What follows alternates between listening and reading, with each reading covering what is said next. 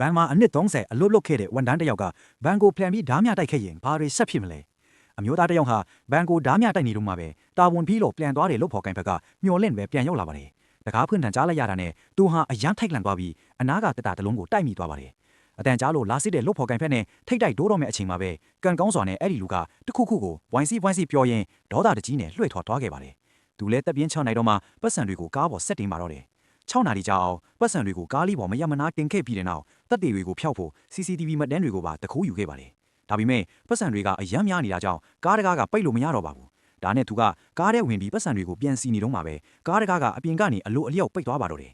သူအယမ်းလန့်သွားပြီမဲ့ဒရိုင်ဘာခန်းနဲ့ဆက်ထားတဲ့တန်တကားလေးကိုတွေ့လိုက်ရပါတယ်အဲ့ဒီကနေထွက်ဖို့ကြိုးစားပေမဲ့သူ့ရဲ့ခန္ဓာကိုယ်အောက်ပိုင်းကညှက်နှိခဲ့ပါတယ်အဲ့ဒီအချိန်မှာသူကစိတ်ကူးအတစ်တစ်ခုရသွားပြီးပတ်စံထုတ်တွေကိုတိတ်နဲ့ကသူ့လက်နဲ့တွဲနီးဒရိုင်ဘာခန်းကတော့ကိုလျှက်ကလီဗာကိုနင်းလိုက်ပါတယ်ကားကဗန်တဲကနေဝုန်းကနေမောင်းထွက်သွားတဲ့အချိန်မှာအပြင်ကလူတွေလည်းကြောင်ကျင်းနေကြတာပေါ့ကားထဲမှာပတ်စံတွေအပြည့်ရှိနေတာကိုတွေးလိုက်ရတဲ့အခါတငယ်ချင်းတွေကသူ့ကိုအဖားမခံရအောင်နိုင်ငံခြားကိုအမြန်လှုပ်ဖို့ဆုံးဖြတ်လိုက်ပါတယ်သူ့ရဲ့ရီးစားသူ Rose ကသူ့ရဲ့အင်ဂျီတွေဘောက်ဂျီတွေထဲမှာပတ်စံတွေကိုအပြည့်ထိုးထည့်ပေးလိုက်ပါတယ်လေစိတ်လုံခြုံရေးကိုကြော်ဖြတ်နိုင်ဖို့မျက်စင်းခါတီမျက်လုံးတွေကိုหนีအောင်လုပ်ထားတာကြောင့်လုံခြုံရေးတွေကကူးဆက်ရောဂါလားဆိုပြီးကြောက်လို့သူ့ကိုတေချာမစစ်ပဲလွှတ်ဖိလိုက်ပါတယ်